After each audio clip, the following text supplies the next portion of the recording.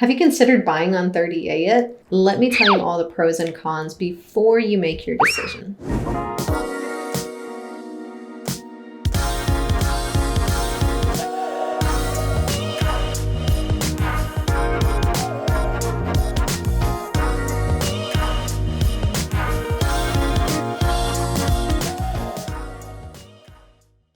I'm BEDDOUK. I'm with the luxury division of the Emerald Group right here on the Emerald Coast. So some of the pros and cons of living on 30A might not be what you're thinking. So the developers really wanted it to be this pristine location that you didn't have to leave. So a lot of folks will buy out here thinking this will be a great investment opportunity, maybe a second home option, or just an investment because so many people do really well with Airbnb investments out here. But why would you leave if you didn't have to, right? Especially with, COVID hitting and everything, so many of us have found opportunities to work from home. And if you can work from anywhere, why not work on the beach? So 30A has everything that you could possibly need. You've got healthcare, you've got, beautiful scenery, of course. You've got outdoor activities just nonstop. You've got trails and, of course, all the water activities you could want, walking the beach, shelling, all kinds of things. But you've also got schools,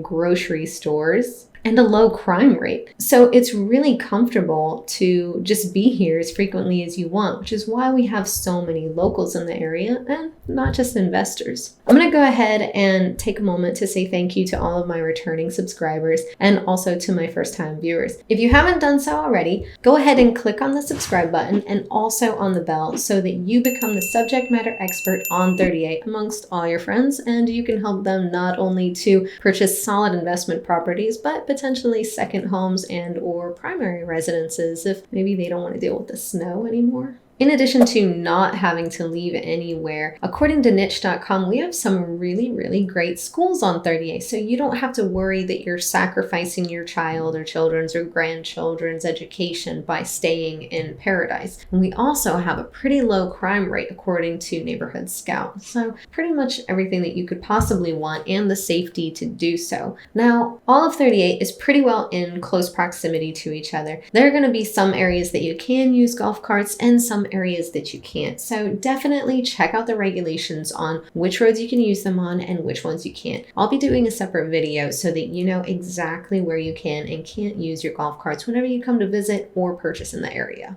Now, if you haven't actually visited here during the peak seasons, if you will, you might not know about this con, and that's the traffic. Now, this traffic is across 30A completely. And it's not just going to be on the roads, which will be pretty packed, both by pedestrians and vehicles and golf carts, and probably some dogs on leashes. I'm not joking. It's a pretty popular dog spot, which is awesome, but please keep them on a leash because just because your dog is super well behaved doesn't mean that the other person's is. And you never know. They could just be having an off day, and that would be horrible, horrible time if two dogs got into a fight. They're our loved ones. We don't want to see them get into a fight, whether they win or lose, right? So anyways, back to traffic. Our beaches can get super, super congested in specific areas. Our roads will get very, very congested, and that means that our businesses will as well. If you do decide to brave the traffic because you just don't feel like cooking that night, which we all get. I definitely get that. Some of us were just too busy between work and potentially,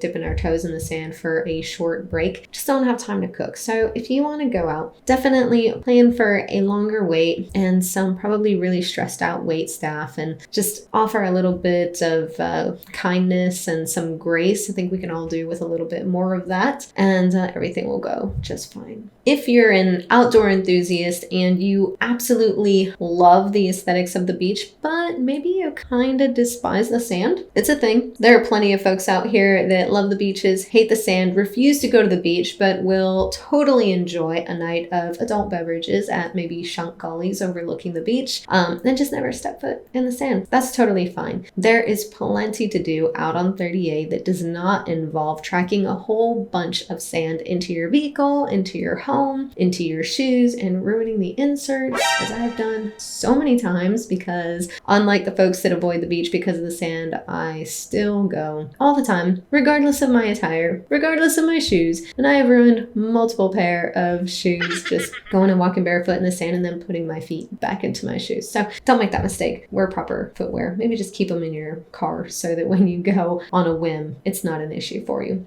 But in any case, we have multiple parks right here that you can go kayaking if you don't want to sit on the beach. You can go paddle boarding. If you want to get out into nature, especially with your dog, maybe get a little hike on, there are multiple places that you can do right here on 30A, and they're super safe. It's pretty flat. Just bring some water because, you know, dehydration is a thing. It doesn't matter how fit you are. We are in Florida and the sun will beat you down, and sometimes without warning. You just don't realize that it's about to happen. All of a sudden you're having heat cramps and then you're having a heat stroke, and it's a problem. Nobody wants to deal with that, right? So bring water with you wherever you go. If maybe you are not so much into, you know, walking amongst wildlife, but you do want to walk around or maybe bicycle around and have amazing architecture to check out, maybe pass some food trucks or keep, you know, keep an eye on the beaches, then we have the Tempucci Trail. This is along the entire stretch of 30A and it's paved. So you can roller skate if that's your thing, or you can get on a skateboard, or you can use your bicycle, or you can use your feet and just walk. And again, you can bring your dog with you. Definitely be mindful of their paws though, because if that asphalt is hot, it's really hot on their feet as well. And sometimes we get some really, really warm conditions and they will be in pain. So definitely keep an eye for that. A lot of folks don't anticipate the kind of heat that we have down here, and it's a real thing. We feel it, so do our pets. I think I've talked quite a bit about all the pros, so if I've convinced you to move to 38, then wonderful. Now, maybe I'm going to scare you out of it a little bit with some of the cons. I talked to you about the traffic and how that's a bit of an issue, but if you're still with me after that, I think we're pretty good. Something that we do experience here, much like the rest of Florida, of course, is hurricanes. Yes, it's a reality, and no matter how well built these properties are, because they expect hurricanes to come through, it is an eventuality that you are likely to deal with if you live in Florida anywhere, including 30A. What does this mean for you? What does this look like to you? Is this something that should prevent you from purchasing in paradise? Well, that all depends on, you know, what you have the stomach for. Do you have more of a stomach for earthquakes or tornadoes, or is some rising water and winds kind of okay with you? Here are some things that you should really consider. With these other natural disasters, there's like no warning. But with us, we have warning, sometimes over a week in advance. That means you have plenty of time to board up your property and remove any items that would likely remain in the sort of line of fire, if you will, including yourself. If you've got an RV or friends or just a big vehicle that you can take to get out of the area after boarding up your property, that makes it really, really easy, honestly. As someone that lived on the water and has had multiple properties be hit by hurricanes as a Florida girl,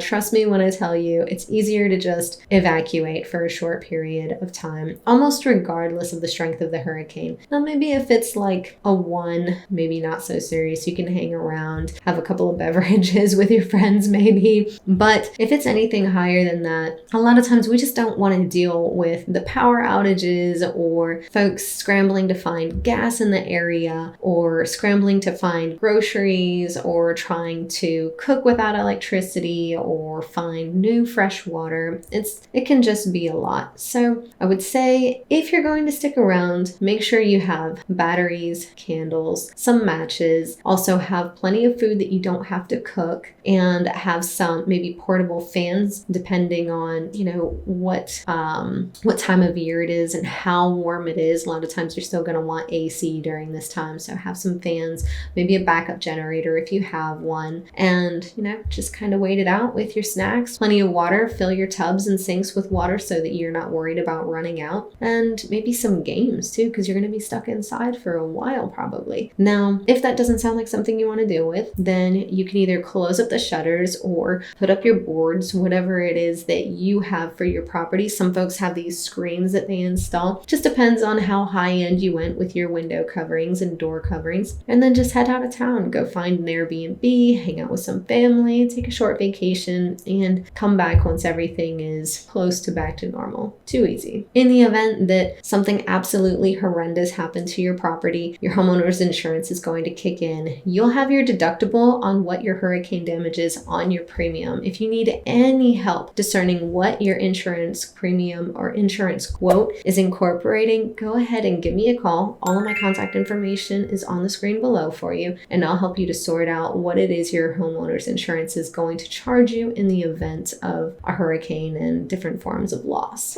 I know all of that sounded super scary, and it really can be, but the reality is you're not likely to experience that more frequently than maybe once a decade. And that's not necessarily going to be to a scale where you have a big loss or even need to use your generator. This is just when it gets a little bit hairy. So could it happen? Absolutely. Is it likely? Not extremely. Definitely not more dangerous than anywhere else. So moving back on to the positive side then is, it's kind of funny because I'm so laid back about this, but so is 30A. It's super laid back. I mean, for how amazing it is to just be on 30A. The beaches, the architecture, the amazing fine dining. Oh my gosh, you have so many options when it comes to great dining, and you don't even have to get super dressed up, which is super nice because sometimes I just don't feel like getting super dressed up. Maybe you're the same, maybe you're not. Maybe you like to get super dolled up because sometimes we just need a reason to feel really good about ourselves. But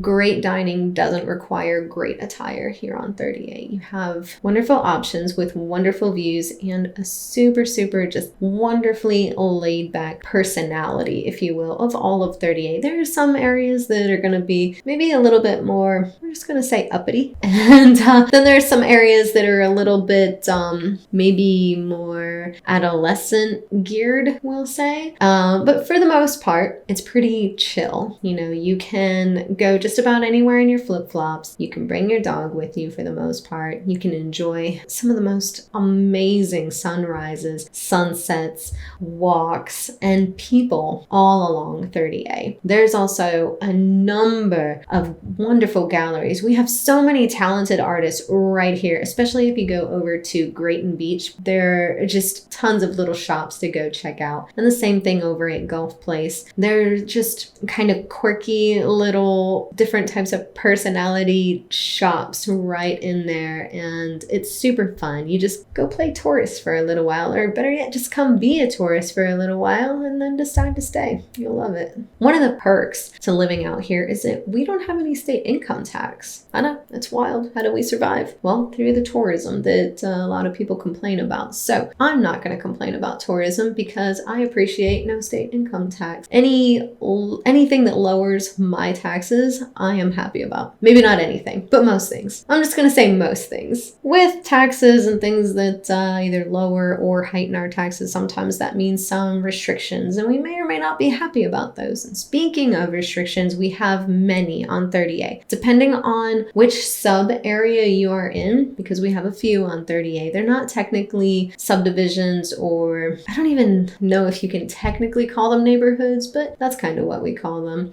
There are going to be different restrictions. Some of them are going to require white picket fences. Some of them are going to require watercolored paint on the exterior. Some of them are going to require that you actually build in a seating area that is beautifully adorned and ready for anyone who walks by to use for free. So it just depends on where you're deciding to build. If you think that you might be interested in moving to 30A, go ahead and give me a call, because each of these areas has very different personalities, and I'll be able to match you with which personality neighborhood you're actually going to be the happiest in, and which one is actually going to allow you to build the type of property that you're going to want to be in if you consider building. So a pro and a con, if you will, is the fact that there isn't really a big nightlife presence in 30A, if you will. You're not going to see a whole lot of like rowdiness going on at night. There's actually some pretty early quiet times. So you're not going to see, you know, people just out drinking, getting crazy all the time. Sometimes Seaside gets a little wild and, well, we'll see it all over the Facebook pages. But for the most part, it's a pretty sophisticated area. You can go and have some great food with some live music over at Red Bar. It is wonderful. Sometimes we see some celebrities over there and everybody just loves it. Or you can go over to Shunk Gullies and have a little bit more laid back with a view, a wider area, not so intimate as Red Bar. So a bigger feel, if you will. Red Bar, everything's kind of close together. It's very intimate. Shunk Gullies, it's a little bit bigger, more open air, you know, a much different feel, but both of them equally enjoyable. The last con that I want to talk to you guys about is the heat, because I know that some of y'all are coming down here trying to escape the snow and you're like, I don't want to deal with blizzards anymore. I don't want to be locked in my house anymore, or talking to my kids about snow days for school and trying to think of ways to entertain them indoors while we're locked in here. The heat is a real thing. I talked about hydrating earlier and heat cramps and heat strokes. These things happen. So yes, come down here, enjoy the sun, enjoy the heat, but keep in mind, it's really hot sometimes. Now, I love it as a Florida girl. I wasn't born here, but I was raised in Florida. I've been in Florida for a lot of years. I'm not going to give y'all that number, but I've been in Florida for a long time and I absolutely love it. But even I get warm. And so what made me think of it is Shunk Gullies has this super open area, and so a lot of the heat will come in too. They keep it very comfortable. This is not a knock against them. I love that place, but it can get a little warm. Okay, so, and something that comes with the heat, at least in my experience here, is mosquitoes and yellow flies. So while you might have some kind of, you know, nuisance pests wherever you are, we definitely have some here as well. The mosquitoes are absolutely horrible sometimes, and the yellow flies will leave welts. I mean, like this, they're horrible. So keep that in mind if you come down here and you're getting bitten by mosquitoes or gnats or no-see-ums. I don't think it's the gnats that actually bite, but the no-see-ums, they're literally bugs that you can't see. That's why they call them no-see-ums. And they bite. Extremely rude. And they'll bite and bite. You'll walk through a cloud with them and they'll get you. So just keep that in mind. We also have bears. Yes, believe it or not, we have bears. You might not have thought of that, but we do. And something that's so wonderful about 30A is that the developers all really wanted to maintain this sort of symbiotic relationship between, you know, humans and the wildlife. So that includes the dunes and everything that entails, you know, all the plant life, the flora and fauna. So we have these boardwalks that protect the dunes, keep us out of the sand and onto the beach sand as opposed to the dunes, so we're not ruining them. But because we have so much of that preserved, a lot of times we'll get mosquitoes and yellow flies as well. So be prepared for that. If you come into town, some of the first things I would tell you to pick up would be local sunscreen and also local bug spray. I'm one of those like natural minded folks. I like to use essential oils and a lot of times my own home blends for things of this nature, but you do have the ability to purchase some of these right here on 30A. So don't use something that you've brought in from out of state. It's not going to work. I don't know. The bugs and sun here are just completely immune to anything that was produced anywhere outside of Florida. So leave it where it is. Plus you probably were only able to bring a travel size anyways, and that's not going to be enough. So when you get into town, pick up some local brand mosquito spray or rub-on salve and also some sunscreen. I'm sure this video alone was not enough to convince you to move to 30A. So I'm going to go ahead and put all my contact information on the screen again for you, and you can call me and then I will really talk you into moving to 30A. Otherwise, don't forget to either tap or click on the subscribe button and also the bell so that you get notified every time I do another video. If this one didn't talk you into moving to 30A, the next one will, and I'll see you there. Bye, y'all.